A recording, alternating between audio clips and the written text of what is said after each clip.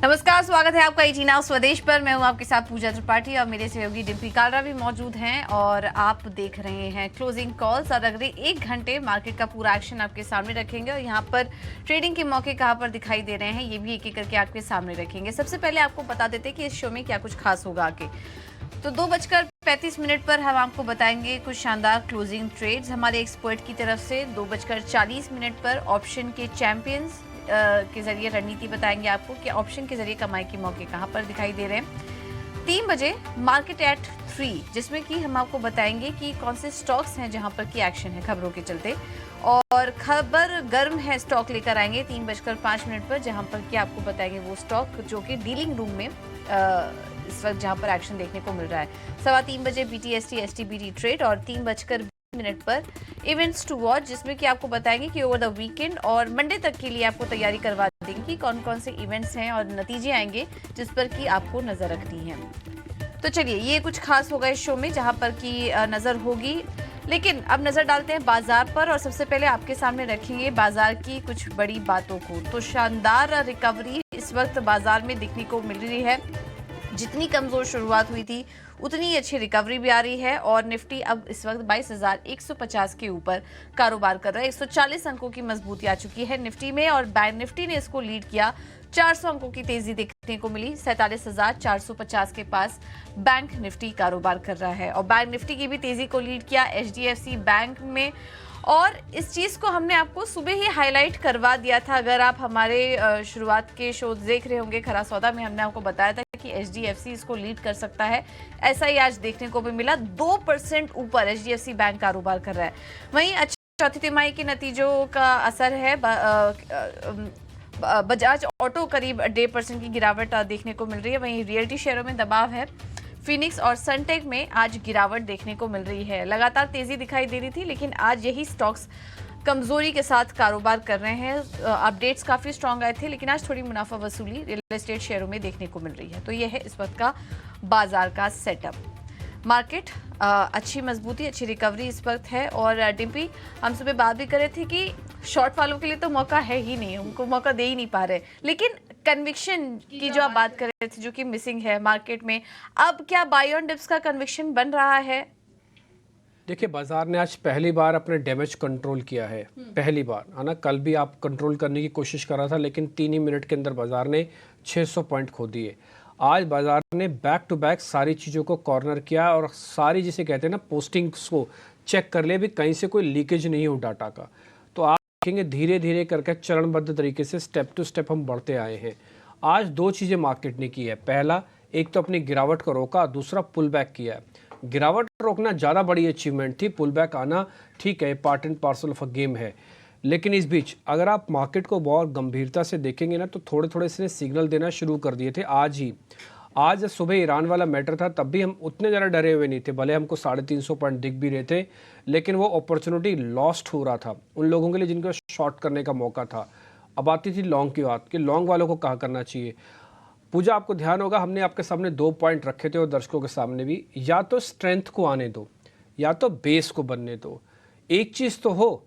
और सुबह सुबह हम जब लेवल्स डिस्कस कर रहे थे तो हमने एक 22,000, 21,800 के लेवल का भी जिक्र किया था। आज आप सिर्फ लो चेक कर लो, 21,777 ये गेन लेवल्स है। मेरे को कैलकुलेट नहीं करना आता, ये मेरे को किसी टेक्निकल एनालिस्ट ने बताया कि 21,777 एक गेन लेवल है, यानी कि यहाँ पे आके एक बेस बन गया बाजार का। आज उसके बाद से मार्केट ने इस लो को ब्रेक नहीं किया, एक बार भी अटेम्प्ट नहीं की इसको ब्रेक करने की, एक अटेम्प्ट भी नहीं हुई।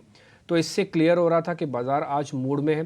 थोड़ा फ्राइडे फैक्टर भी काम कर गया, थोड़ा दोपहर होते होते तो कोई और खबर भी नहीं आई, ये भी बाजार के काम आ गया। एक और चीज़ में जिसका क्रेडिट आज देना चाहूँगा वो है HDFC बैंक को। HDFC बैंक ने आज बहुत बढ़िया से मूवमेंट दिखाया और इसकी मूवमेंट से ही बाजार आज ऊपर आ पाया। रिलायंस तो स्लो मूवर था, 11-12 बजे तक तो रिलायंस चला ही नहीं। रिलायंस चला ही 12 बजे के बाद है, जब मार्केट के अंदर सारी चीज़ें ठीक हो रही थी, उसके बाद रिलायंस चला। तो आज सबसे बड़ा क्रेडिट अगर कोई बड़े शेयरों में लेके जा सकता है वो HDFC बैंक लेगा और इसका छोटा भाई है ICICI बैंक, उसको भी दिया जा सकता है। एक और चीज़, मार्केट के अंदर कई बार क्या होता है, आपको ना वॉलेटिलिटी इंडेक्स को बहुत गंभीरता से देखना चाहिए। सुबह भी हमने नोटिस कराया था 10% के साथ खुला था और हमने कहा था कि ज़्यादातर डर को अपने विक्स के अंदर अपने आप समेट के आ रहा है और यहाँ से थोड़ा भी शेड होगा तो काम बनता जाएगा। आप देखो 50% सारा शेड हो चुका है। एक एडवांस डिक्लाइन भी हमने सुबह आपको दिखाया था जिसमें सिर्फ 8 या 9 ही शेयर रह गए थे एडवांसेस में, और बोलते बोलते हमने ये बात आपके सामने जोर से बोली थी, और कितना दबाओगे बॉस, अभी तो 8 ही शेयर तो रह गए हैं फेंडो के। अब आप देखो एडवांस डिक्लाइन 88 शेयर्स की हो चुकी है, यानी कि जो 170 शेयर सुबह डिक्लाइंस में थे उनका कन्वर्जन हुआ है मार्केट के अंदर। एक और चीज़ मैं आपको नोटिस कराता हूँ मार्केट के अंदर, ऑप्शंस का ट्रेड। अगर आप ऑप्शंस चेन को बहुत गंभीरता से देख रहे हैं ना, तो आज ऐसा नहीं कि पुट बहुत ज़ोर से टूटी हैं। पुट का टूटना तो 12 बजे के बाद शुरू हुआ है, लेकिन कॉल्स का बढ़ना धीरे धीरे सुबह से ही शुरू हो गया था जब एक बार बॉटम बन गया था। तो एक इंडिकेशन और भी, अगर आप कॉल ऑप्शंस चेन्स को देखते हैं तो आपको थोड़ा क्लियरली ये मैसेज भी दिखा होगा। एक और चीज़, ये टिपिकली इन्वेस्टर्स का मार्केट है, और हमने सुबह एक पॉइंट आपके सामने और रखा था कि अगर आपके पास पैसा ज़्यादा है और आप 10 लॉट लेने की कैपेसिटी है तो एक राउंड की बाइंग ज़रूर करनी चाहिए आपको। जिनके पास लेने ही 2 लॉट है उनको तो थोड़ा देखभाल के चलना चाहिए। वो एक ही लॉट या 2 ही लॉट लेंगे, फिर एवरेज कैसे करेंगे, ठीक कैसे करेंगे, ठीक है। तो आपको थोड़ा कैलकुलेटिव होना पड़ेगा कि मैं कौन हूँ, पहले ये तो पता लगे। आप इन्वेस्टर हो तो आपकी अलग रणनीति, आप ट्रेडर हो आपकी अलग, आप स्विंग ट्रेडर हो आप अलग। पहले अपने आप को तो जस्टिफाई करो, मार्केट तो बाद में होगा। तो ये चीज़ ना बहुत अच्छे से, ये लेसन्स हैं मार्केट के सीखने के, हम भी हर दिन सीख रहे हैं। आज मैं 3-4 ऐसे इंडिकेटर्स को ढूंढ रहा था कि जहाँ से थोड़ा और आइडिया लग पाए, जल्दी पहले से हम जज कर पाए। खैर एनी हाउ, हम और भी डिस्कस करेंगे, आगे भी समझते हैं मार्केट के बारे में। अमोल अठावले आज के मेहमान हमारे साथ जुड़ चुके हैं, आयुष मेहता वो भी जुड़ चुके हैं, हमारे आज के मेहमान हैं। राजेश पालविया भी हमारे मेहमान हैं आज के एक्सिस सिक्योरिटी से, और साथ ही काफ़ी दिनों बाद रोहन मेहता भी हमारे साथ जुड़े हैं, उनसे भी बातचीत होगी। रोहन भाई शुक्रिया, थैंक यू वेरी मच आज समय देने के लिए। आपसे हम थोड़ा इन्वेस्टिंग और फंडा के पॉइंट ऑफ व्यू से और मार्केट साइकोलॉजी थोड़ा आइडिया लेंगे। अमोल अठावले, आयुष मेहता और राजेश पालविया इन फ़ायदा लेंगे स्विंग ट्रेड पकड़ने में। तो इन तीनों मेहमानों की ट्रेडिंग कॉल्स आप ध्यान में रखिएगा। अब पूजा त्रिपाठी हमारे साथ बने रहेंगे अगले शो में, इस पूरे शो में। एक काम करते हैं राजेश सर, पहले आपसे ही एक टेक ले लेते हैं ओवरऑल बाजार का। बाजार ने इमीडिएट बॉटम बना लिया ऐसा बोल सकते हैं क्या?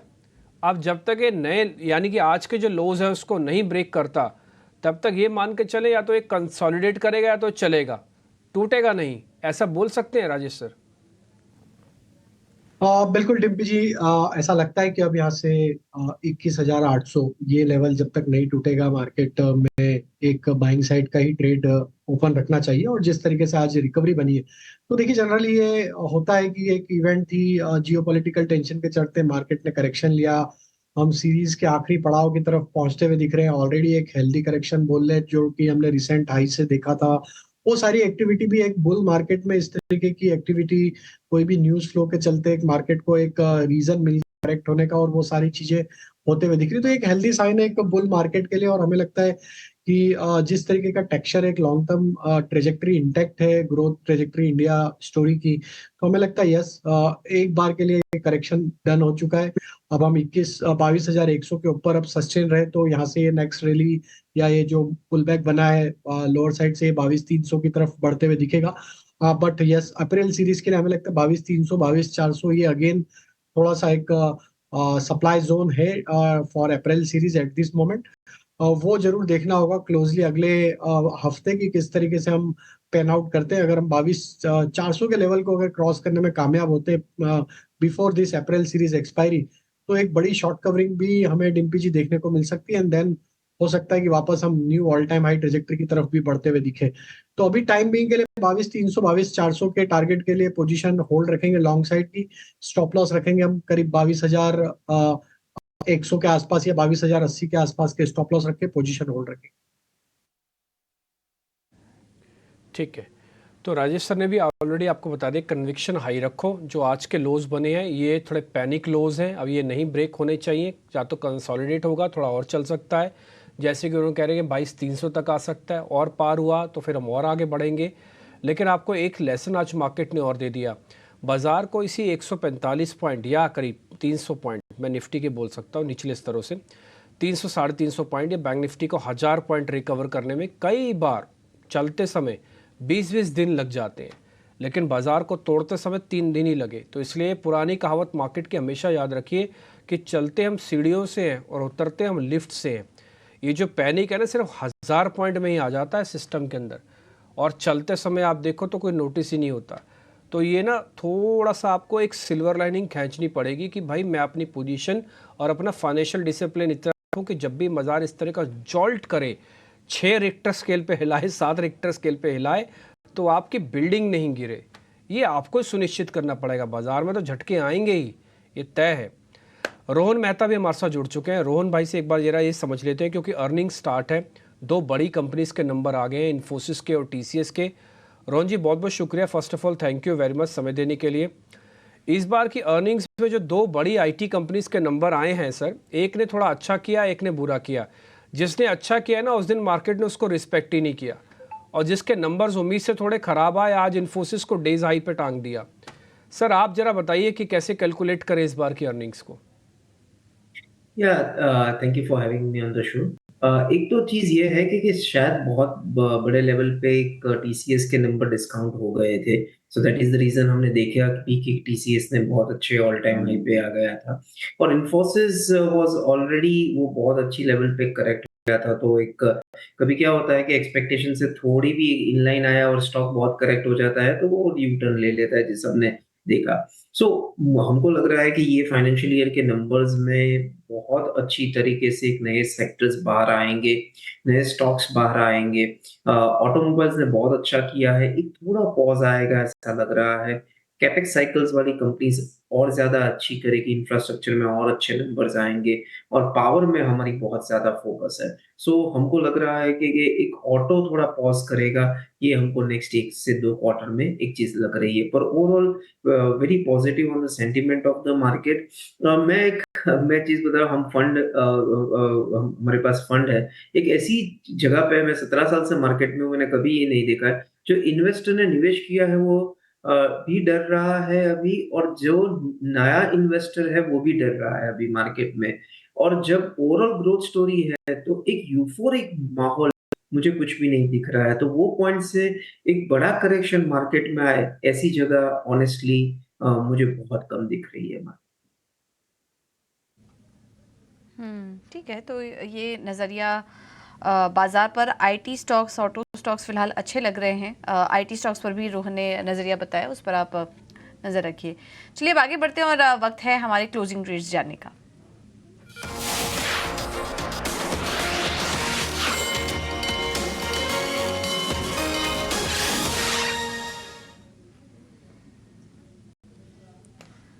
अमोल आठवले जी, आयुष मेहता जी और राजेश जी हमारे साथ बने हुए हैं। अमोल जी, पहले आपसे शुरुआत करेंगे, बताइए आपके क्लोजिंग ट्रेड्स क्या होंगे। जी मुझे 2 स्टॉक अच्छे लग रहे हैं। इंडेक्स स्टॉक्स पे ही फोकस है ज्यादा, क्योंकि ओवरऑल मार्केट टेक्सचर काफी वोलेटाइल है। तो मुझे एक आइशर मोटर अच्छा लग रहा है, 4335 के आसपास से पोजिशनल पॉइंट ऑफ व्यू से। आई थिंक टारगेट्स निकल के आ रहे हैं 4600 के, और स्टॉप लॉस उसका रहेगा 4230 का। हायर बॉटम फॉर्मेशन है, स्टॉक ने इतना करेक्शन में कंट्रीब्यूट किया नहीं है। मुझे लगता है अगर ये तेजी जो अभी माहौल है वो कंटिन्यू रहा तो आइशर भी अच्छा खासा कंट्रीब्यूट उसमें कर सकता है। और दूसरा एक है वो मेटल स्टॉक्स में से जो ओवरऑल ये मंथ सीरीज में अच्छा परफॉर्म कर रहे थे। जेएसडब्ल्यू स्टील एक अच्छे सपोर्ट्स लेवल पे अवेलेबल है पोजिशनल पॉइंट ऑफ व्यू से। तो 855 के आसपास चल रहा है, 900 एंड 910 के टारगेट्स निकल के आ रहे हैं, और स्टॉप लॉस उसका रहेगा 833। आयशर मोटर्स, ये स्टॉक कल भी नोटिस करवाया था डिम्पी ने इसी शो में। आयशर मोटर्स नोटिस करवाया था, तो इस पर आप नज़र रख सकते हैं।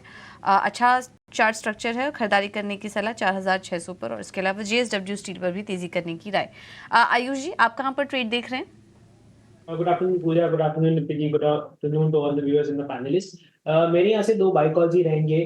जैसा कि हम देख रहे हैं इतने सेलिंग प्रेशर में भी ये 2 स्टॉक्स ने अपने आप को वेल पेस रखा हुआ, अपने आप को होल्ड करके रखा। मुझे लगता है कि ये सेफ स्टॉक्स रहेंगे अभी लेने के लिए। तो फर्स्ट स्टॉक है मेरा एचएएल। अगर हम हिंदुस्तान एरोनॉटिक्स लिमिटेड की बात करें तो इसमें फ्लैट पैटर्न का ब्रेकआउट है। इसकी डेली चार्ट में स्टॉक ने मल्टी ईयर का ब्रेकआउट दिया है, प्लस एक कब से अपवर्ड राइजिंग चैनल में चल रहा है। तो मुझे लगता है एचएएल को यहाँ से बाय किया जा सकता है फॉर अ टारगेट ऑफ 3920। यहाँ पे जो आपको स्टॉप लॉस मेंटेन करना है वो 3650 का है। सेकंड स्टॉक अगर यहाँ पे है मेरा वो सीईएससी। सीएससी की अगर हम बात करें तो इतने सेलिंग मार्केट में भी स्टॉक ने अपने आप को अच्छे से होल्ड करके रखा है। हायर ऑफ हायर बॉटम का फॉर्मेशन है स्टॉक में, प्लस एक मल्टीपल पॉजिटिव एवरेज क्रॉसओवर इस स्टॉक में हम देख रहे हैं। अगर जैसे ये स्टॉक 140 के ऊपर अगर क्लोज रखता है तो इसमें कंफर्मेशन आएगा एक नई ब्रेकआउट का। तो मुझे लगता है सीएससी को यहाँ से बाय किया जा सकता है फॉर अ टारगेट ऑफ 155। यहाँ पे जो आपको स्टॉप लॉस मेंटेन करना है 136 का रहेगा। ओके, CESE और HAL यहाँ पर खरीदारी करने की सलाह। राजेश जी, आपके भी 2 ट्रेड्स बताइए। तो पहला स्टॉक जो पसंद आ रहा है वो है बजाज फाइनेंस का। हालांकि स्टॉक पिछले 10 मिनट में एक अच्छा शार्प अप मूव यहाँ पे बनते हुए दिखा है। हम जो एक्सपेक्ट कर रहे थे टारगेट यहाँ पे 7160 7180 तक के, स्टॉक ने एक अच्छा स्पाइक यहाँ पे दिया है पिछले 10-15 मिनट में। जिस तरीके की यहाँ पे पिछले 3 दिनों की गिरावट के बाद अब ये स्टॉक वापस से एक अच्छा रिकवरी का ट्रेंड यहाँ पे कंटिन्यू करते हुए दिख रहा है। डेरिवेटिव डेटा में देखें तो एक शॉर्ट कवरिंग यहाँ पे आते हुए दिख रही है।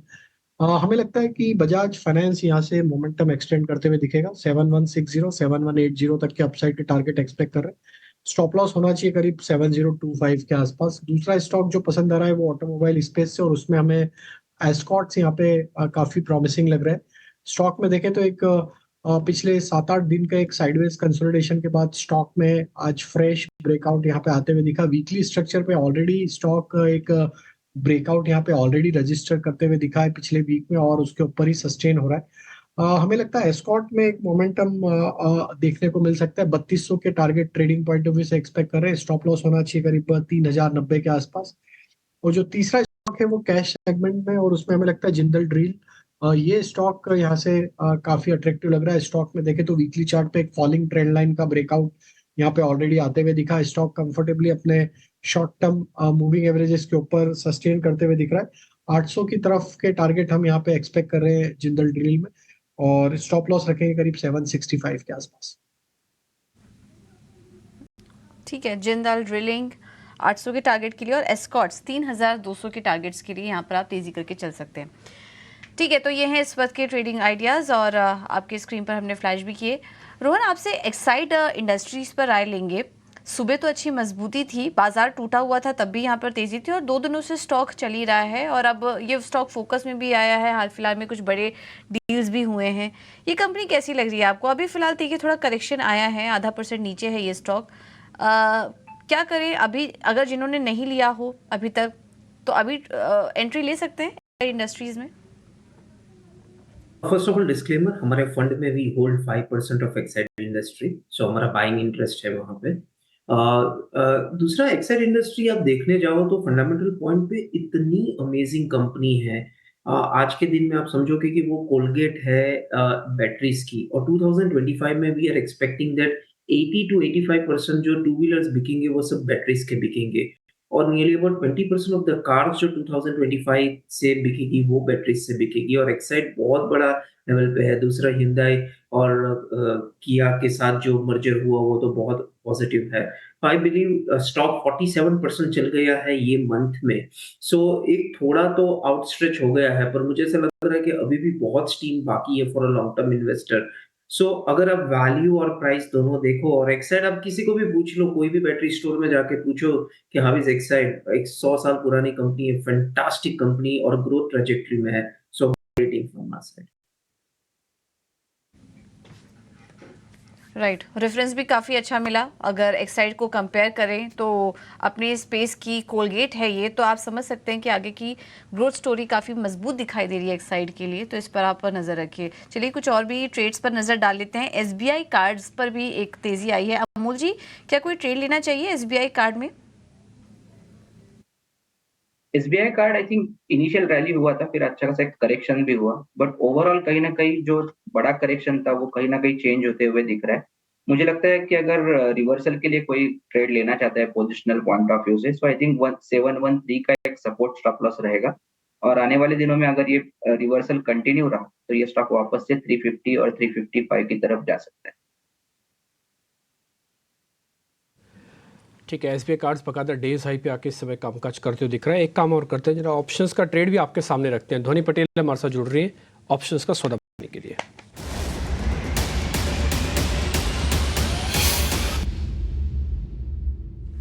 ध्वनि बताएं, आज का कौन सा ऑप्शंस का ट्रेड है? ऑलरेडी काफ़ी ऑप्शंस तो चल चुकी होंगी आज। जी बिल्कुल, आज का हमारा ऑप्शन का ट्रेड जो है वो कोटक बैंक पे बनता है। अभी भी इसके अंदर फर्दर मोमेंटम जो है वो बनता हुआ दिख रहा है। कंडीशनल कॉल रहेगी, इसको आप 12.5 से 13 रुपए के बीच में खरीदे, और इसका लक्ष्य जो है वो 25 का रहेगा, और स्टॉप लॉस 6 रुपए का। अधिकतम फायदा आपका 5,000 का, और अधिकतम नुकसान 2600 तक का हो सकता है। ठीक है, प्लेन वेनिला कॉल है ये और 1800 की। ये इसी मंथ की है ना, ये अप्रैल वाले की है ना कि मई की है मैम? ये अप्रैल वाले की ही है। ध्वनि ये कॉल अप्रैल की है, ठीक है, डन। तो अप्रैल कॉन्ट्रैक्ट की ये कॉल है और ये एक्सपायर होगी इस बार 25 तारीख को। तो 12 से 13 रुपये में 1800 स्ट्राइक की कॉल है, 25 टारगेट है, 6 रुपये का स्टॉप लॉस है। रिस्क टू कोशिश करते हैं कि थोड़ा अच्छा रखा जाए ताकि आप अगर कॉल ले भी लें, स्टॉप लॉस लग भी जाए, तब भी आपका कुछ ज़्यादा नुकसान ना और उसके अगेंस्ट में प्रॉफिट अच्छा पड़ा हुआ हो। या तो टारगेट हिट होगा तो स्टॉप लॉस हिट होगा, कोशिश करते हैं इसी सीरीज़ का एक सौदा आपके पास दे दें और धोनी ने वही काम आपके लिए किया है। और अच्छी बात है कि बैंकिंग में से हुआ है। बैंकिंग में ना HDFC अगर थकेगा तो उसको और दोस्त चाहिए, उसमें कोटक है, उसमें ICICI, इन सबकी बहुत ज़रूरत है इस समय। और ये ध्यान देने वाली बात है, ये चले हुए भी नहीं है ज़्यादा, तो इस पर ज़रूर ध्यान रखें। एक्सिस बैंक का थोड़ा सा स्ट्रक्चर वीक हुआ था कल परसों में, लेकिन वो भी थोड़ा अपने आप को हील या ठीक करने की कोशिश ज़रूर करेगा। तो कोटक की 1800 स्ट्राइक वाली कॉल ज़रूर नोटिस आप करके रखें। आगे बढ़ें, एक दो शेयर जरा और चेक करवा लेते हैं। आज जहाँ पे लॉन्ग पोजीशंस बनी है, यानी कि दम जहाँ पे ज़्यादा दिखा है, वो एक बार आयुष से चेक करवाता हूँ मैं। आयुष भाई एक बार ज़रा चेक करना RBL बैंक की ना फ्यूचर वाली प्लेट दिखाना जिसमें ओपन इंटरेस्ट लिखा होता है। आयुष जी आप जरा चेक कीजिए, परसेंटेज में कम है, बिल्डअप स्ट्रॉन्ग है, डेज हाई पे बंद करके जा रहा है। BTST कर दूं उसको? डेफिनेटली देखिए आरपीएल कार्ड में BTST किया जा सकता है। इसके अंदर अगर देखेंगे तो अपने 200 डे और 20 डे मूविंग एवरेज का स्टॉक ने सपोर्ट लिया आज के सेशन में ही, जो तकरीबन 243 और 247 के आसपास का था, और स्टॉक 250 के ऊपर क्लोज करा, जो कि इसका एक पॉजिटिव साइन है। इसमें हम जो फर्स्ट टारगेट देखते हैं वो 265 रुपीज का रहेगा, और इसमें जो स्टॉप लॉस मेंटेन करना है वो 247 रुपीज का रहेगा। ठीक है राजेश सर, एक बात बताइए, जो आज का गेन है निफ्टी और बैंक निफ्टी का, वो बुक कर लें या फिर इसको कंटिन्यू कैरी कर जाएं इसको? देखिए आपने अगर इंट्राडे पॉइंट ऑफ व्यू से लिया है तो एक बार बुक कर सकते हैं, क्योंकि हम कॉल कंसंट्रेशन एरिया की तरफ बढ़ते हुए दिख रहे हैं। और फिर वीकेंड है और जियोपॉलिटिकल टेंशंस के चलते news flow, unexpected news flow के कारण वापस वॉलेटिलिटी देखने को मिल सकती। बट जो पोजिशनल ट्रेडर है, आई थिंक उनके लिए पोजीशन ओपन रखी जा सकती है। हो सकता है अगर आप फ्यूचर्स में तो आप इसको ऑप्शन में कन्वर्ट कर लें, एट द मनी का कॉल ऑप्शन लेके पोजीशन कैरी करें, क्योंकि अब हम टुवर्ड्स एक्सपायरी है, तो एज सच प्रीमियम्स भी बहुत ज्यादा नहीं रहेंगे। ऑलरेडी उसमें टाइम वैल्यू जो है ऑलरेडी उसमें प्ले आउट होते हुए ऑलरेडी दिख चुकी, तो अब हमें लगता है कि फ्यूचर के ट्रेड की जगह आप ऑप्शन में कन्वर्ट कर ले, 22,150 का कॉल ऑप्शन रख के अपनी पोजीशन को कैरी कर सकते हैं जो पोजिशनल ट्रेडर हो। ठीक है डन। तो कुछ पोजिशनल ट्रेडर हैं। अच्छा, एक तरीका ये भी हो सकता है कि ट्रेलिंग स्टॉप लॉस लगा दो, लेकिन उसमें गैप काम नहीं करेगा। गैप की वजह से फिर वो ट्रेलिंग स्टॉप लॉस आपके लागू नहीं होंगे। अदरवाइज आप चाहो तो आज के लिए भी लगा सकते हो, अभी तो बाजार बंद होने में भी है समय, ये आधे घंटे में तो कुछ का कुछ कर दे, कोई बड़ी बात नहीं है। देखो आप बैंक निफ्टी को पहले थोड़ा शेड कर रहा था, वापस से इसने स्पीड पकड़ी है और कोई बड़ी बात नहीं कि डेज हाई की तरफ भी ले आया वापस से बैंक निफ्टी। थोड़ा सावधानी से काम कीजिए, बढ़िया से ट्रेड कीजिए और बाज़ार में आराम से आपको अच्छे ट्रेड मिल जाएंगे। एक दो शेयर आपको और नोटिस कराते हैं, इनफैक्ट मैं तीनों शेयर आपको नोटिस कराता हूँ जो कि और इसमें एक रोहन मेहता का टेक लेते हैं। रोहन भाई, अभी आपने अमोल को सुना होगा, उन्होंने आइशर मोटर दिया। थोड़ी देर पहले राजेश सर कह रहे थे कि एस्कॉर्ट्स का बोटा उनको ठीक लगता है। मैं एक और शेयर भी इसके साथ में जोड़ लेता हूँ, उस शेयर का नाम है M&M। ये तीनों आप मतलब समझ गए होंगे कि मैं कहाँ पे लेके जा रहा हूँ आपको। मैं थोड़ा एग्रीकल्चर थीम की तरफ लेके जा रहा हूँ और इस एग्रीकल्चर थीम में IMD सबसे इंपॉर्टेंट रोल प्ले करता है। 2 दिन पहले बयान आया, उस दिन IMD भी धुल गया ईरान के चक्कर में। 100% यानी कि नॉर्मल से बेहतरीन आ रहा है मॉनसून, उसके बावजूद भी नोटिस नहीं हुआ। लेकिन इन तीनों शेयरों ने नोटिस करवाए रखा कि हमको भूलो मत, हम इस थीम से चलेंगे। इनमें सबसे वैल्यूएबल शेयर कौन सा है आपके हिसाब से? यहाँ पे 3 शेयर की बात की आपने, M&M, आइशर और एस्कॉर्ट्स। M&M में हमारा निवेश है, तो हमारा बाइंग इंटरेस्ट है वहाँ पे। और आइशर की जो स्टोरी है वो ज़्यादातर स्टोरीज ऑफ रॉयल एनफील्ड, तो उसको थोड़ा कॉमर्शियल व्हीकल और व्हीकल के लिए कुछ इतना कोई वैल्यूएशन मिलता है नहीं। दूसरा एस्कॉर्ट्स की बात करें तो एस्कॉर्ट्स ठीक लग रहा है, पर हर एक सेगमेंट से लेके बात करें तो हमको ऐसा लग रहा है कि Mahindra and Mahindra is excellent in everything. देखो सिर्फ कभी क्या होता है कि मॉनसून ऊपर नीचे हो गया, तो आपके पास कुछ और होना चाहिए जहाँ पे वो बैलेंसिंग आउट करेगा। तो वहाँ पे M&M with EV to XUVs to everything I believe that M&M आज की डेट में भी बहुत अच्छे वैल्यूएशंस पे मिल रहा है। भूलने की ज़रूरत नहीं है कि वो तकरीबन 10 साल उसने कुछ नहीं किया जहाँ पे प्रॉफिट 4x बढ़ गया था। तो और अभी भी 4000 टू 4500 2 साल में जा सकता है, ऐसी हमारी गिनती है M&M। आप M&M को वैल्यूएबल दे रहे हैं। एक समय ऐसा था जब M&M टू व्हीलर सेगमेंट में भी था, छोटी छोटी एक स्कूटी भी बनाता था, बाद में उन्होंने बनाना वो खैर बंद कर दी। लेकिन ऐसी कोई चीज़ नहीं है जिसमें M&M अभी ना हो। इसके अंदर ट्रैक्टर के अंदर है, SUVs के अंदर है, गाड़ियों के अंदर है और काफ़ी हद तक कॉमर्शियल्स के अंदर भी है। तो M&M का डिवीज़न अच्छा है, बैलेंस शीट अच्छी है, लेगेसी अच्छी है, बढ़िया चला हुआ है। एक समय ऐसा भी था जब M&M चलता नहीं था, सब चलते थे। अब M&M ही चलता है, सब पीछे रह जाते हैं। छोटा सा ब्रेक लेते हैं, जब ब्रेक के बाद लौटेंगे तो कुछ और ऐसे इंटरेस्टिंग शेयर्स आज देखने की कोशिश करेंगे।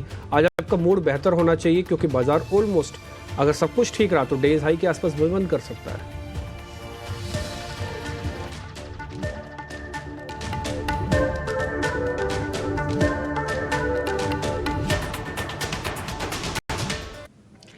ब्रेक के बाद आपका स्वागत है और इस बीच हम देख रहे हैं कि मेटल स्टॉक्स भी चल रहे हैं। एक दो स्टॉक्स भी हमारे एक्सपर्ट सुझाव भी रहे थे। JSW स्टील, अमूल जी की राय थी, तो इस स्टॉक पर नजर रखिए। और इसके अलावा कुछ और भी स्टॉक्स आ रहे हैं। हिंदुस्तान कॉपर, यहाँ पर भी अच्छी तेजी है, 1.5% ऊपर स्टॉक आ चुका है। कोई ट्रेड लेना चाहिए यहाँ पर अमूल जी?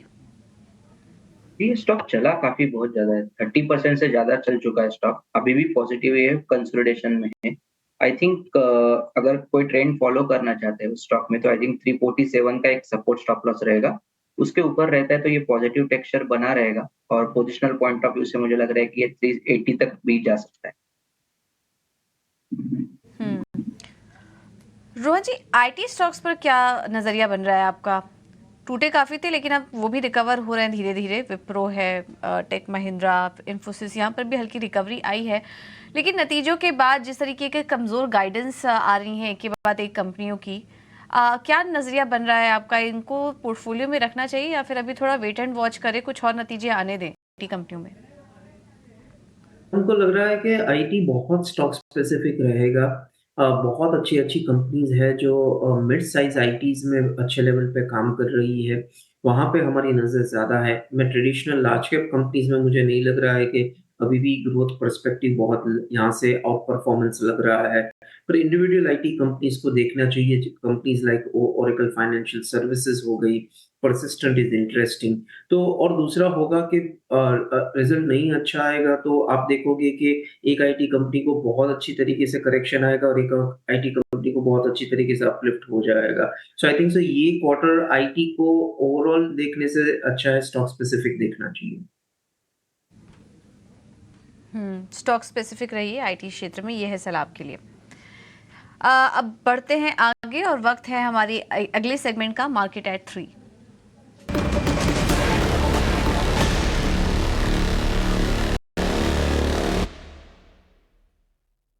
और किन स्टॉक्स में खबरों के चलते एक्शन है बताने के लिए गौरव हमारे साथ जुड़ चुके हैं। गौरव, गुड आफ्टरनून, बताइए। जी गुड आफ्टरनून।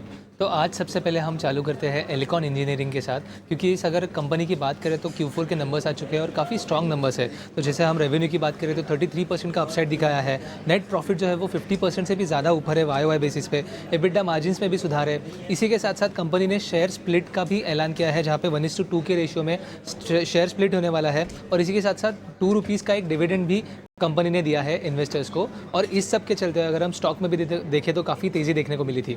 अगली बात करते हैं मोतीलाल ओसवाल की, क्योंकि कंपनी 26 अप्रैल को अपना मीटिंग रखने वाली है, जहां पे वो 4Q के जो नंबर्स है वो डिस्कस करेंगे और डिस्क्लोज करेंगे। इसी के साथ साथ कंपनी इसी मीटिंग के दौरान बोनस शेयर्स के बारे में भी अपना विचार करने वाली है और इसी के चलते हुए मोतीलाल ओसवाल भी एक फोकस में रहेगा, क्योंकि एक काफ़ी अच्छा एक पॉजिटिव न्यूज़ हमें देखने को मिल सकता है। आगे बात करते हैं और प्रो सॉल्यूशंस के बारे में, क्योंकि इस कंपनी ने फिलहाल में ही Arya.ai नाम की कंपनी को एक्वायर किया है। इस एक्विजिशन का कॉस्ट जो है वो $16.5 मिलियन रहने वाला है। कंपनी ने 67% स्टेक जो है वो एक्वायर किया है इस कंपनी में, और इसी के चलते हुए एक हमें पॉजिटिव ट्रेंड इसमें भी देखने को मिल सकता है, क्योंकि AI जैसे हमें पता है कि काफ़ी अच्छा एक सोर्स ऑफ रेवेन्यू बन सकता है आगे जाके कंपनी के लिए। अगली बात करते हैं इंडस टावर्स की, क्योंकि कंपनी को फिलहाल में ही NTPC के साथ एक MOU साइन किया है, जहाँ पे कंपनी NTPC के साथ रिन्यूएबल एनर्जी के प्रोजेक्ट्स के ऊपर, जैसे सोलार विंड प्रोजेक्ट हो गया, और उसके सोल्यूशंस के ऊपर और स्टोरेज के ऊपर काम करने वाला है। अगर हम इंडस टावर्स की बात करें तो काफ़ी सारे हेडविंड्स है कंपनी को ऑलरेडी। पिछले 1 महीने में ही कंपनी ने 40% से भी ज़्यादा रिटर्न दिया है, और आगे जाके कंपनी का मानना यह है कि उनका जो एक्सपांशन है रिन्यूएबल एनर्जी में, वो अभी गीगावाट स्केल कैपेसिटी में वो करने वाले हैं, और इसी के चलते हुए आज भी हमें इस स्टॉक में तेज़ी देखने को मिली थी। और आखिर में बात करते हैं हैप्पीएस्ट माइंड की, क्योंकि कंपनी ने फिलहाल में ही मैकमिलन लर्निंग इस नाम के कंपनी को एक्वायर किया है। इस एक्विजिशन की है वो 4.5 करोड़ से, और कंपनी ने 100% स्टेक जो है वो एक्वायर किया है। इस एक्विजिशन के बाद कहीं पे हमें एक तेज़ी देखने को मिल सकती है रेवेन्यूज़ में, क्योंकि ये नया सोर्स है रेवेन्यू का, और इसी के चलते हुए हमें इस शेयर में भी एक तेज़ी देखने को मिली थी। तो खबरों के दम पे ये शेयर जो है वो काफ़ी इंपॉर्टेंट रहेंगे आगे जाके, क्योंकि काफ़ी एक पॉजिटिव व्यू हमें देखने को मिल रहा है। तो खबरों के चलते भी इस पर नज़र रखिए, और इम्पोर्टेंट खबरें आई हैं तो आगे आने वाले समय में भी इन स्टॉक्स को आप अपने रडार पर रखिए। लेकिन फोकस में है आज HDFC बैंक भी। गौरव, आप बने रहिए हमारे साथ, क्योंकि HDFC बैंक के नतीजे भी कल आने वाले हैं चौथी तिमाही के। हमने देखा था कि पिछले तिमाही कुछ बहुत ज़्यादा एनकरेजिंग नहीं था, प्रदर्शन थोड़ा ख़राब था, लेकिन उसके बाद हमने म्यूचुअल फंड बाइंग्स भी देखी, इसमें रिपोर्ट्स भी पॉजिटिव आने लगी। तो इस तिमाही से जो एक्सपेक्टेशन है वो काफ़ी बढ़ चुकी है HDFC बैंक के केस में। तो पहले आपको बता देते कि नतीजों से क्या अनुमान है, क्योंकि कल ही कंपनी के नतीजे आएंगे। गौरव हमारे साथ बने हुए हैं पूरा एनालिसिस लेकर। गौरव, बताइए HDFC बैंक क्या अच्छे नंबर्स की उम्मीद करें, या फिर कहीं कुछ डिसअपॉइंटमेंट मिल सकता है? जी हाँ, अगर हम HDFC बैंक के नंबर्स की बात करें तो कहीं पे कंसेंसस का एक पेसिमिस्टिक व्यू हमें इस बार नहीं देखने को मिल रहा है, क्योंकि अगर हम प्रोविजनल नंबर्स की भी बात करें तो काफ़ी अच्छे रहे हैं बैंक के लिए। अगर हम एडवांसेस की बात करें तो 1.6% से बढ़ा है सिक्वेंशियल बेसिस पे। डिपॉजिट जो एक काफ़ी बड़ा कंसर्न का एरिया था 3Q के रिजल्ट्स में, वो भी 7.5% से बढ़े हैं। आगे जाके अगर हम कासा की बात करें तो कासा भी 50 बेसिस पॉइंट से बढ़ा है, और अभी ये जो कासा रेशियो है वो 38.2% पे आता है।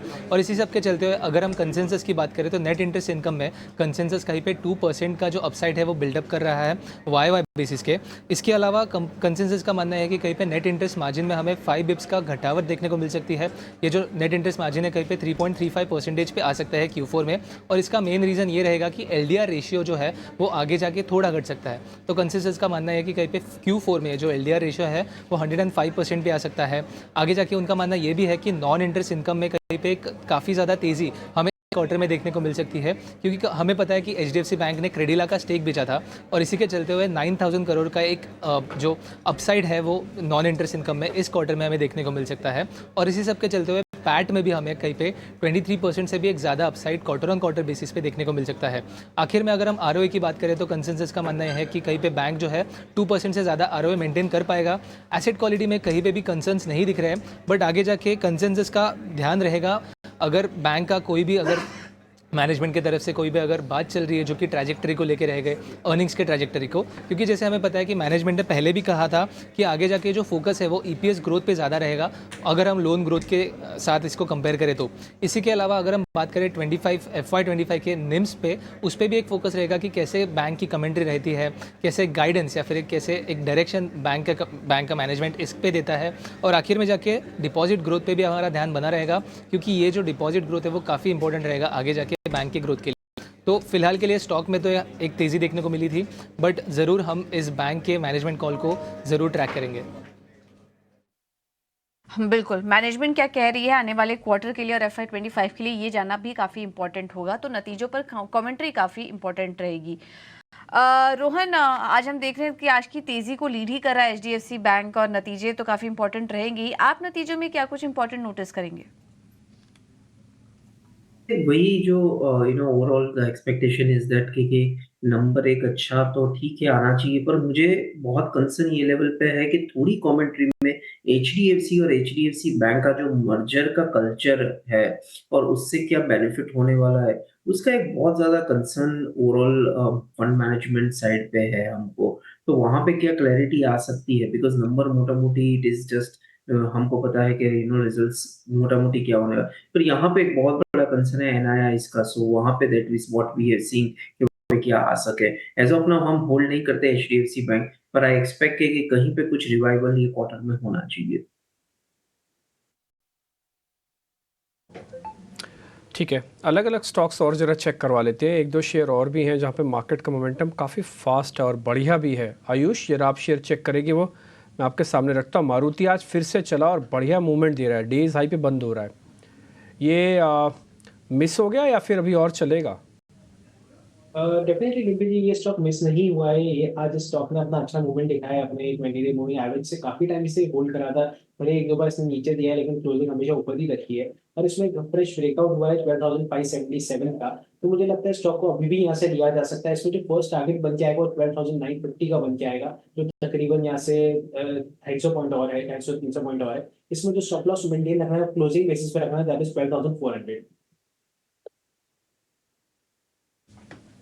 ओके, ठीक है। एक और शेयर भी आज सुबह तो टूट रहा था लेकिन बाद में उसमें अच्छी रिकवरी आई। हमने 12 बजे के शो में भी इसको डिस्कस किया था। उसका नाम है हिंदुस्तान कॉपर। एक बार राजेश सर आप हिंदू कॉपर को चेक करेंगे। आज ये शॉर्ट कवरिंग कर रहा है। शॉर्ट कवरिंग शॉर्ट लिव्ड भी होती है कई बार, तो एक बार जरा देखिए, जरा स्ट्रेंथ इसकी चेक कीजिए। बढ़िया मोमेंटम में था, थोड़ा रुका, फिर से शॉर्ट्स कवर करना शुरू कर दिया इसने। तो एक कॉन्टिन्यूटी इफेक्ट दिखाएगा, यानी कि जैसे पहले चल रहा था वैसे ही चलेगा। एल्विंग तो यहाँ पे ऑलरेडी बना हुआ है और हम देखें तो पूरे ही मेटल स्पेस में एक कंटिन्यूटी बनी हुई है यहाँ पे एक तेजी की। If I am not wrong, I think Hind copper F&O ban में है। लेकिन ओवरऑल अगर इसके टेक्निकल स्ट्रक्चर देखें तो यस, हमारा व्यू अभी भी बुलिश ही है और हम एक्सपेक्ट कर रहे हैं कि ये स्टॉक का नेक्स्ट टारगेट जो बन सकता है वो 375 380 की तरफ आते हुए दिख सकता है। तो जिनके पास भी ट्रेड है लॉन्ग साइड का, वो अपनी पोजीशन होल्ड रख सकते हैं।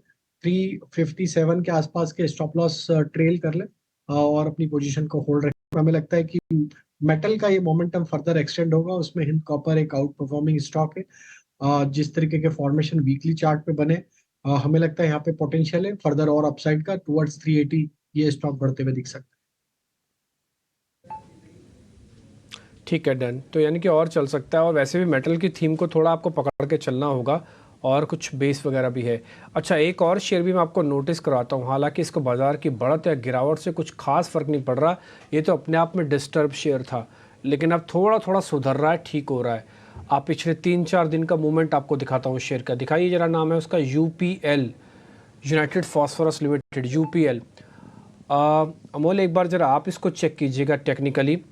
UPL ने, अच्छा इसका हफ्ते का भी दिखाना चार्ट, हाँ, एक वीक के अंदर मार्केट के डिस्टर्बेंस में से ये कितना शेयर हिला डुला आपको पता लग जाएगा। आज तो चलो ठीक है 1.5-2% है। ये जो हफ्ते का चार्ट दिखाओ तो इसका वीक का, यस, कुछ खास बड़ा मूवमेंट नहीं है। मैंने आपको शुरुआत में कहा इसको बाजार के इस जलजले से कोई फ़र्क नहीं पड़ा।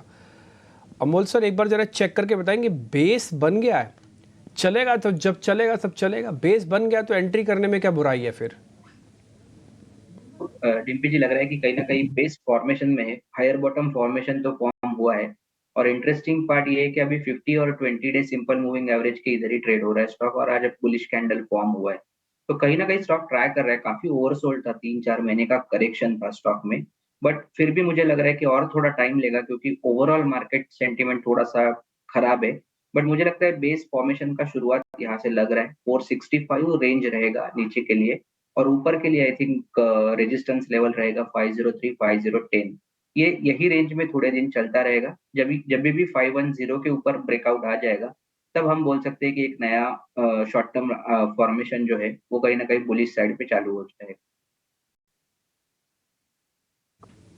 ठीक है, डन। स्टॉक को वॉच लिस्ट में डाल दीजिएगा। आप जब भी कोई इन्वेस्टमेंट वाले शेयर्स ढूंढ रहे हो या फिर आपको लगे कि कुछ वैल्यूएबल शेयर मेरे को चाहिए, तो उसके अंदर UPL डाल के रखो। आप भले अभी मत प्लस करो, बट आप मौका देख के इसको ज़रूर एक बार देख लेना कि कहाँ पे इसकी कैसी पोजीशनिंग बन रही है। ठीक जी, एक काम करते हैं, जरा शरद को अपने साथ वापस से जोड़ लेते हैं। वो आपको जो ना खबर गर्म है सेगमेंट है हमारा, डीलिंग रूम में जो चेक हो रहा होता है उसकी कुछ इंपॉर्टेंट इन्फॉर्मेशन वो लेके आते हैं। तो शरद से आज से जानते हैं आज कौन सा शेयर है, फिर उसके बाद एक छोटा सा ब्रेक के बाद कुछ और अहम चीज़ें भी पता करेंगे। शरद बताएं, खबर गर्म।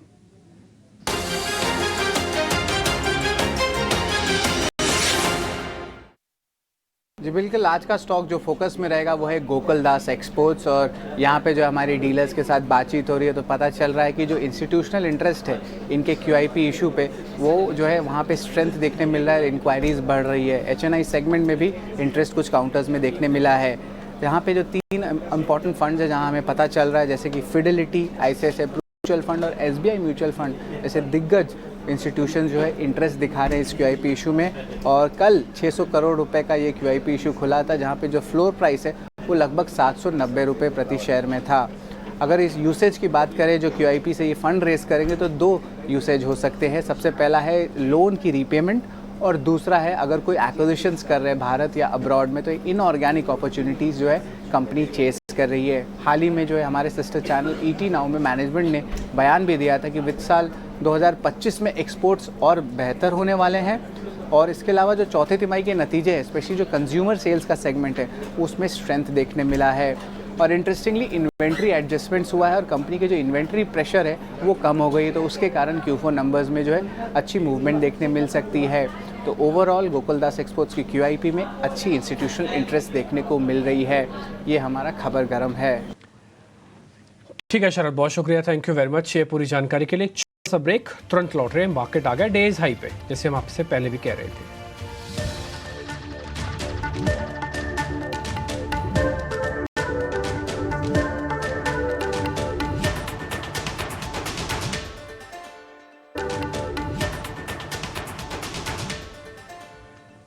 एक 162 पॉइंट की बढ़त के साथ 22,150 के लेवल पे इस समय निफ्टी कामकाज करते हुए 550 पॉइंट्स की बढ़त के साथ बैंक निफ्टी समय जो ट्रेड कर रहा है 47,600 के ऊपर है। और अच्छी चीज़ ये है कि मार्केट के अंदर बढ़िया मोमेंटम है। बस एक छोटा सा पॉइंट आपको और नोटिस कराना है, एक बार ज़रा बैंक निफ्टी का फ्यूचर दिखाना अप्रैल वाला। 624 आ रहा है इसका स्पॉट और 608 आ रहा है इसका फ्यूचर, यानी डिस्काउंट पर आ गया ये। आज सुबह तक प्रीमियम था लेकिन अभी बैंक निफ्टी डिस्काउंट पर आया क्योंकि शॉर्ट कवरिंग करवा रहा। आप नीचे देख रहे हो चेंज इन हुआ ही है। ये प्रीमियम पे रहता तो फिर और सोने पे सुहागा हो जाता, लेकिन कोई बात नहीं, ज़रा डिस्काउंट से चिंता की बात नहीं। लेकिन मैं नोटिस करवा रहा था क्योंकि क्या होता है ना, फ्यूचर वालों के ज़्यादा पैसे नहीं बढ़ रहे, ऑलरेडी 20-30 पॉइंट तो वैसे भी नीचे खड़े होंगे वो, लेकिन कोई बात नहीं। आगे बढ़े, एक दो चीज़ें और ज़रा शेयर्स देख लेते हैं जहाँ पर आज बढ़िया मूवमेंट है। मैं अनवाइंडिंग के शेयर्स भी चेक कर रहा था, उसमें मेरे को एक पिरामिल एंटरप्राइजेस दिखा 834 का। ये भी one of the valuable share हो सकता है, बट अभी ये चल नहीं रहा। आप इसका ना एक काम करो, इसका मंथली भी दिखाओ, इसका वीकली भी दिखाओ, इसका अगर 15 दिन का दिखा सकते हो वो भी दिखाना। पिरामिल एंटरप्राइजेस PEL के नाम से मिलेगा। आयुष जरा इस शेयर के बारे में चेक करना, कौन सा लेवल आपको ज़्यादा क्रिटिकल लग रहा है इसके अंदर, पिरामिल एंटरप्राइजेस के अंदर। एक लोअर चैनल में चल रहा है और सारे एवरेज का सिर्फ ब्रेकडाउन दिया है, लेकिन एक 825 का एक स्ट्रॉन्ग सपोर्ट है जहाँ से स्टॉक हमेशा सपोर्ट लेता है। अगर इंट्राडे किसी को बाई करना है तो स्टॉक में 840 के ऊपर बाई की जा सकती है, पर इसमें जो ज्यादातर गेन मिलेंगे वो 860 से 870 रुपीज तक के बीच में मिलेंगे, क्योंकि इसमें अगर कोई भी बड़ी रैली आएगी वो 900 रुपीज के लेवल के ऊपर ही आएगी बीच में, तब तक ये कंसोलिडेट ही करेगा। एक शेयर और है GNFC, इसका भी बॉटम बन रहा था। आज सुबह तक तो ये शेयर थोड़ा डगमगा रहा था, लेकिन क्लोजिंग होते होते ये शेयर भी बढ़िया। एक बार जरा दिखाएंगे GNFC अपनी स्क्रीन पर, GNFC। अमोल जरा आप इस शेयर को चेक करना, इसके अंदर भी कवरिंग हो रही है, शॉर्ट्स की कवरिंग हुई है आज। ठीक है, जरा GNFC एक पुलबैक स्ट्रॉन्ग करेगा, बढ़िया चलेगा। GNFC के बारे में आप पूछ रहे हैं, राइट? Yes, correct. देखो, आई थिंक करेक्शन के बाद 200 डे सिंपल मूविंग एवरेज के इधर ट्रेड हो रहा है स्टॉक। अभी भी टेक्सचर अच्छा है, बट एक कंफर्मेशन चाहिए जो 96-95 के ऊपर अगर ये स्टॉक ट्रेड होता है तो आ सकता है। मेरे ख्याल से बेस तो बनने का प्रोसेस जो है वो चालू हुआ है। 660 एक सपोर्ट रहेगा, जब तक उसके ऊपर आई थिंक रहता है ये कंसोलिडेशन चालू रहेगा, बट 690-695 के ऊपर ही फ्रेश अप ट्रेंड आने के चांसेस यहाँ से दिख रहे हैं। ऑन द हायर साइड 720 और 735 ये पोजिशनल पॉइंट ऑफ व्यू से हम टारगेट देख सकते हैं। जैसे आपको पता है HDFC ठीक नंबर से पहले चला, ऐसे रिलायंस के भी नंबर आने, और इस बार उसके नंबर शुक्रवार को नहीं है, सोमवार को आ रहे हैं। ये भी एक बदलाव है इस बार के रिलायंस के नंबर। नहीं तो आपको और मेरे को तो याद भी नहीं है कि शुक्रवार के अलावा कब उनके नंबर्स जो हैं इस डे के अलावा आते थे। तो अब सोमवार को आ रहे हैं नंबर्स। एक बार जरा पता कर लेते हैं नंबर्स कैसे आ रहे हैं। मेरे सहयोगी सौमित सरकार जुड़ चुके हैं, रिलायंस को काफ़ी अच्छे से कवर करते हैं, ज़्यादातर जो भी प्रेडिक्शन वो करते हैं बढ़िया आपको पहले से बता देते हैं नंबर्स कैसे रहेंगे। सौमित शुक्रिया। जरा बताएं अच्छा ये डेट क्यों चेंज करनी पड़ी, इसको सोमवार क्यों लेके नंबर, ये फ्राइडे की जगह कुछ काम है क्या उनको फ्राइडे को जो सोमवार को नंबर ला रहे हैं? बस जो 20 से 25 के डेट है, ये डेट के आसपास आते, तो इस बार शायद 22 मंडे को पड़ रहा है और बाकी सारे सब्सिडीज के कंपनीज इसी हफ्ते आ चुके हैं, तो शायद इसलिए मंडे को ले आ रहे हैं रिजल्ट। होपफुली रिजल्ट जल्दी भी आ जाए, ज़्यादा लेट ना करें उन लोग, क्योंकि मंडे है इस बार। हाँ, ये भी अच्छा है, ये भी सही कह रहे हो आप। अच्छे नंबर है, टाइम पे आ जाए तो बढ़िया हो जाएगा। थोड़ा बाजार को ज़रूरत भी है इस समय। अच्छा सौमित, बताएं जरा नंबर्स कैसे आ रहे हैं? अगर डिवीज़न आपने कर रखे हैं ना, तो डिवीज़न के हिसाब से बताना फिर कि जियो अलग और पेटकेम अलग। तो ओवरऑल बेसिस पे अगर आप देखें तो stable set of numbers expected है। रेवेन्यू और एबिटा में करीब 4 से 5% की ग्रोथ एक्सपेक्टेड है। प्रॉफिट में भी करीब 5.6% की ग्रोथ एक्सपेक्टेड है ऑन अ सिक्वेंशियल बेसिस। और एबिटा की नंबर की अगर हम खासकर बात करें तो highest ever quarterly EBITDA company report कर सकती है फोर्थ क्वार्टर में, और इसके पीछे के कारण होंगे जो O2C segment, oil to chemical segment है, और टेलीकॉम सेगमेंट, ये दो सेगमेंट में स्ट्रॉन्ग ग्रोथ होने के कारण ही कंपनी अपनी highest ever quarterly EBITDA report कर सकती है। सेगमेंट वाइज अगर हम देखें तो ऑयल टू केमिकल सेगमेंट की जो एबिटा है वो करीब 13% ग्रो कर सकती है ऑन सिक्वेंशियल बेसिस, क्योंकि रिफाइनिंग मार्जिन्स हायर थे, थ्रूपुट हायर थे, और पेट्रोकेमिकल प्रोडक्ट्स के अगर स्प्रेड्स हम देखें तो वो भी सिक्वेंशियल बेसिस पे थोड़े हायर साइड पे थे, और इसी कारण O2C सेगमेंट का परफॉर्मेंस अच्छा होगा। रिटेल सेगमेंट की अगर हम बात करें तो वहाँ पर रेवेन्यू ग्रोथ करीब 1.5% की दिखेगी, बट एबिटा में एक 1% की डिक्लाइन होगी, और इसका कारण ये है कि अगर आप देखेंगे पिछला क्वार्टर जो था, थर्ड क्वार्टर, वो सीजनली स्ट्रॉन्ग क्वार्टर था, फेस्टिव सीजन था, तो उसके चलते अगर हम देखें तो सिक्वेंशियल बेसिस पे एबिटा पे थोड़ा बहुत डिक्लाइन देखने मिल सकता है। अब जो गैस एक्सप्लोरेशन बिजनेस है वहाँ पे भी करीब 3% का एक डिक्लाइन एक्सपेक्टेड है। 5600 करोड़ के आसपास ये सेगमेंट का एबिटा आ सकता है, और इसका कारण ये है कि जो गैस की आउटपुट थी और गैस के प्राइजेस थे वो प्रीटी मच स्टेबल थे on a sequential basis, but उसके सामने जो गवर्नमेंट की प्रॉफिट शेयरिंग रेशियो थी वो थोड़ी बढ़ चुकी है, और इसी कारण हमें ये एबिटा में डिक्लाइन देखने मिल रहा है। टेलीकॉम की अगर हम बात करें तो वहाँ पे सब्सक्राइबर ग्रोथ के दम पे ही पूरा ग्रोथ जो है रिलायंस जियो का वो देखने मिलेगा। सब्सक्राइबर बेस अगर आप देखेंगे तो करीब 48.1 करोड़ आने की एक्सपेक्टेशन है। लास्ट क्वार्टर ये 47.1 करोड़ था, और ये 8th कंसेक्यूटिव क्वार्टर होगा जहां पे रिलायंस जियो की अगर आप देखेंगे तो सब्सक्राइबर ग्रोथ हमें देखने मिल रहा है। हालांकि जो सब्सक्राइबर नेट सब्सक्राइबर एडिशन होगा इस क्वार्टर में वो पिछले क्वार्टर से थोड़ा कम आने की एक्सपेक्टेशन है, बट सब्सक्राइबर ग्रोथ स्ट्रॉन्ग हो रहा है। पिछले 8 कंसेक्यूटिव क्वार्टर से कंटिन्यूसली कंपनी सब्सक्राइबर्स ऐड कर रही है। उसके सामने अगर आप आरपू देखेंगे तो वो लगभग फ्लैट ही आने वाला है 188.8 रुपीज़ के आसपास। तो हाईएस्ट एवर क्वार्टरली नंबर आने की expectation on overall basis. O2C segment और टेलीकॉम सेगमेंट ग्रोथ लीड करेंगे फोर्थ क्वार्टर में रिलायंस इंडस्ट्रीज के लिए। ठीक है सौमित, बहुत बहुत शुक्रिया, थैंक यू वेरी मच ये पूरी की पूरा डिटेल एनालिसिस देने के लिए, बताने के लिए कि एक्चुअली किस किस सेगमेंट से नंबर ठीक आ रहे हैं। फिलहाल तो हम कंसोलिडेटेड बेसिस पर जरा चेक करवा लेते हैं राजेश सर से कि ये नंबर उनको जो हम स्क्रीन पर दिखा रहे हैं वापस से दिखाना, उसमें टिपिकली ज़्यादातर में ग्रोथ दिख रही है। रिलायंस की कोई कॉल वगैरह लेके जानी है या फिर सोमवार का सोमवार को ही देखें? तो देखिए स्टेबल है स्ट्रक्चर तो रिलायंस का, और हमें लगता है कि जिस तरीके का यहाँ पे कमेंट्री भी आपने बताई इसकी related to number, I think यहाँ पे एक पॉजिटिव डायरेक्शन में ही एक मूव बनते हुए दिख सकता है। डेटा के हिसाब से भी देखें तो देयर इज हाई पॉसिबिलिटी कि स्टॉक एक अपवर्ड मोमेंटम में मूव करते हुए दिखेगा। 2940 एट द मनी की कॉल ऑप्शन 35 रुपए के आसपास ट्रेड कर रही है, यहाँ पे ट्रेड लिया जा सकता है। इसमें स्टॉप लॉस रखें करीब 20 रुपए के आसपास, और हमें लगता है कि अगर यहाँ पे पॉजिटिविटी आती है रिलायंस में on the basis of this quarterly numbers, तो possible upside we can see towards 3000 की तरफ भी स्टॉक बढ़ते हुए दिख सकता है। इस कॉल ऑप्शन के टारगेट उस समय हमें लगता है फिर 60 से 70 रुपए की तरफ आते हुए दिख सकते हैं। तो 35 रुपीज में ये 2940 के स्ट्राइक का कॉल ऑप्शन बाय किया जा सकता है अहेड ऑफ नंबर्स। नंबर से पहले, नतीजों से पहले यहाँ कॉल ऑप्शंस खरीदने की सलाह राजेश जी की तरफ से आ रही है। लेकिन चलिए एक और सेक्टर इस मजबूत भरे बाजार में भी कमज़ोर दिख रहा है, वो है फार्मा, जहाँ पर काफ़ी दिग्गज कंपनियां यहाँ पे कमज़ोर दिख रही हैं। ल्यूपिन देखिए करीब 3% की गिरावट यहाँ पर दिख रही है। ल्यूपिन के अलावा अरविंदो फार्मा यहाँ पर भी 2.5% की गिरावट है। मैनकाइंड में दबाव है, जाइड लाइफ यहाँ पर भी दबाव दिख रहा है। अमोल आप बताइए, फार्मा में कुछ मौके दिख रहे हैं क्या आज की गिरावट में? नहीं, थोड़ा वेट करना चाहिए। जैसे कि आपने बताया कि इतना बाउंस बैक मार्केट में जितना आया, बट फार्मा ने थोड़ा सा डिसअपॉइंट किया है। आई थिंक एक कंफर्मेशन के लिए वेट करना चाहिए, फिलहाल तो अवॉइड करना चाहिए फार्मा। एक और सेक्टर है जहां आज काफी दबाव दिख रहा है, वो है आईटी। एम्फेसिस देखिए यहां पर गिरावट है, 2.5% नीचे है ये। कोफोर्ज पर भी दबाव दिख रहा है। राजेश जी यहां पर कुछ मौके दिख रहे हैं, एचसीएल टेक, कोफोर्ज और एम्फेसिस, इन तीनों शेयरों में कुछ पसंद आ रहा है आपको? तो देखिए, अभी तक जितने भी नंबर्स आईटी से रिलेटेड आए हैं उसमें जो कमेंट्री थी इतनी ज्यादा मार्केट को पसंद नहीं आई है। जिस तरीके से कंपनीज के आगे की गाइडेंस है वो कहीं ना कहीं दिखाता है कि अभी थोड़ा यहाँ पे सेक्टर में थोड़ा सा प्रेशर रहेगा।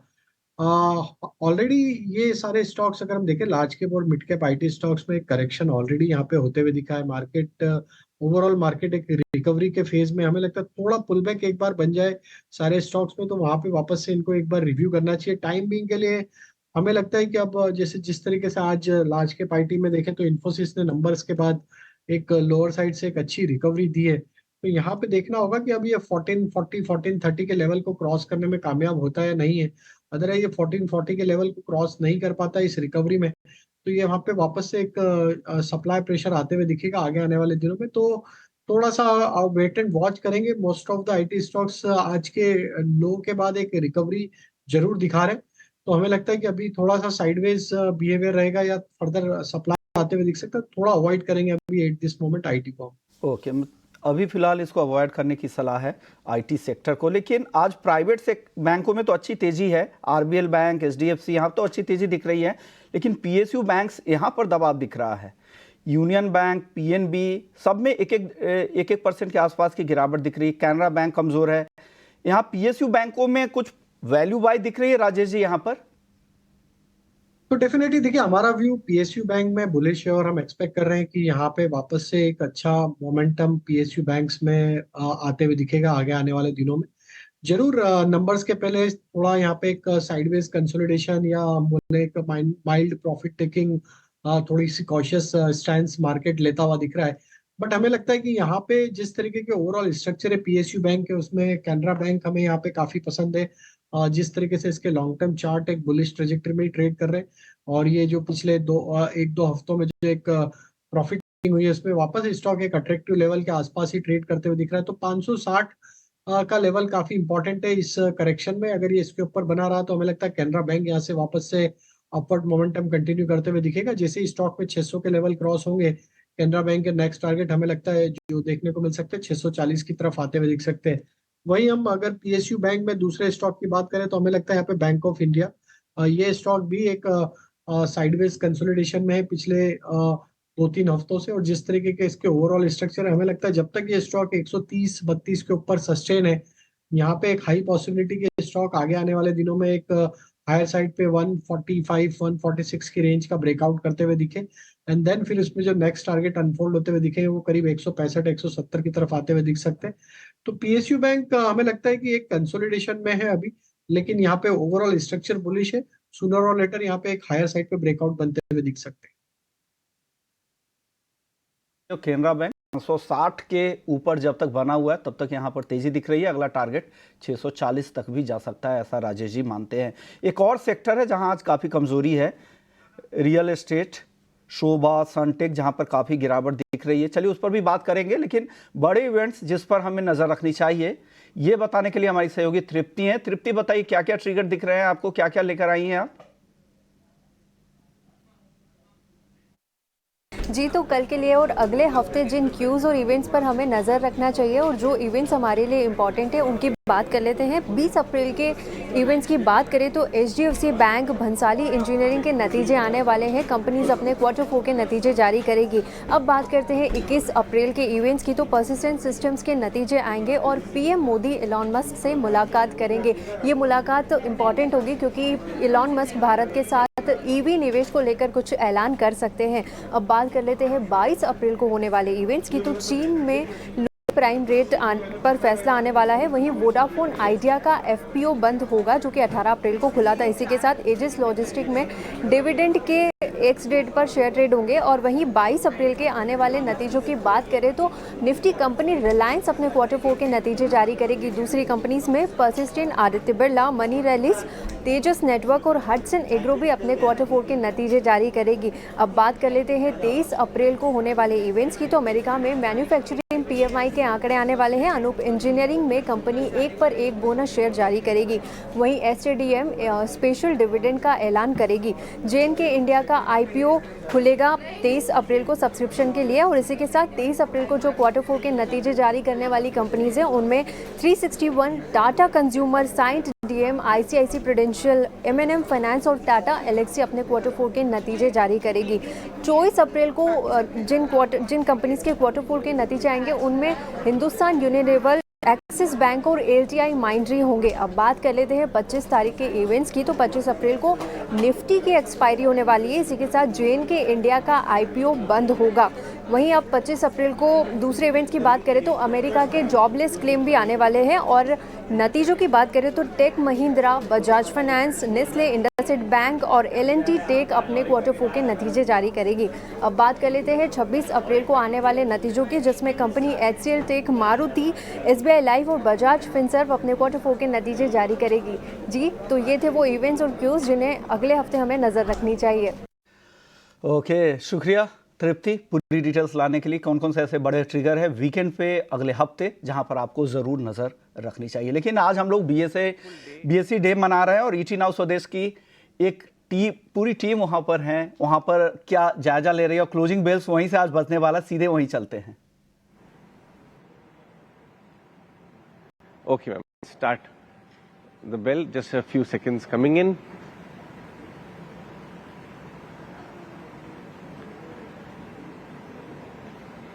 Your watch is already saying 3:30, right? Okay. Just how many seconds? Okay, listen.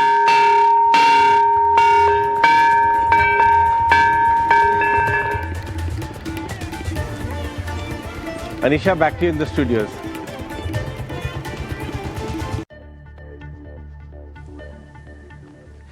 तो BSE डे हम मनाते हुए यहाँ पे तस्वीरें दिख रहे हैं। हमने ओपनिंग भी BSE के आज बिल्डिंग से की और आज क्लोजिंग का बेल भी वहीं से हुई है। और वहाँ से जो भी सेशन इंपॉर्टेंट निकल के आया वो हम आपके सामने और भी रखेंगे। सैटरडे संडे को भी आप इस सेशंस का एंजॉय कर सकते हैं। कुल मिला के आज बाज़ार का दिन बहुत ही शानदार बेहतरीन रहा। मैं बोलूँगा कि आज सारी चीज़ों को उसने एक ही झटके में काफ़ी हद तक चेक एंड बैलेंस कर दिया। ये 150 पॉइंट की तेज़ी नहीं है, आप रिकवरी समेत जोड़ेंगे तो करीब करीब आपको बढ़िया से 150 पॉइंट की रिकवरी दिख रही है, मतलब 300 पॉइंट की रिकवरी है। तो एथिकली इसके अंदर ऐसे सेम विद बैंक निफ्टी भी है। बैंक निफ्टी के अंदर आज बढ़त हुई है करीब करीब 500 साढ़े 500 पॉइंट की। अगर आप लो से जोड़ेंगे तो 46,500 से आप 47,500 1000 पॉइंट की रिकवरी के साथ बंद हुए हैं। आप इस तरह से इसको देखिए। दूसरा पॉइंट, आज मार्केट के अंदर लीडरशिप लौटी है। HDFC बैंक नंबर से पहले, रिलायंस नंबर से पहले आज चले हुए हैं। आज दिन मार्केट का ठीक था, बस थोड़ा सा आपको एक काम और करना है कि बाजार के अंदर ज़्यादा एग्रेशन नहीं रखना, क्योंकि मार्केट क्या कर रहा है, जो ज़्यादा एग्रेसिव है ना उनको जल्दी जल्दी फ्री कर रहा है मार्केट से। तो आप आराम से बैठिए, शांति से ट्रेड कीजिए, सिलेक्टिव ट्रेड कीजिए, बढ़िया ट्रेड कीजिए। आपको हमारे मेहमान ने लगातार गाइड भी किया है। बहुत शुक्रिया Rajesh sir, thank you very much, आपने आज टाइम निकाला। And happy weekend sir. Amol Athawale ji, thank you very much, आपका भी आज शुक्रिया, आपने टाइम निकाला। And happy weekend to you. Rohan ji, आपका भी बहुत शुक्रिया। आयुष मेहता, आपका शुक्रिया। और विश्वमोहन भी हमारे साथ कार्यक्रम में जुड़े। तो विश्वमोहन को और मेरे को फिलहाल इस कार्यक्रम से आप इजाज़त दे सकते हैं। नमस्कार।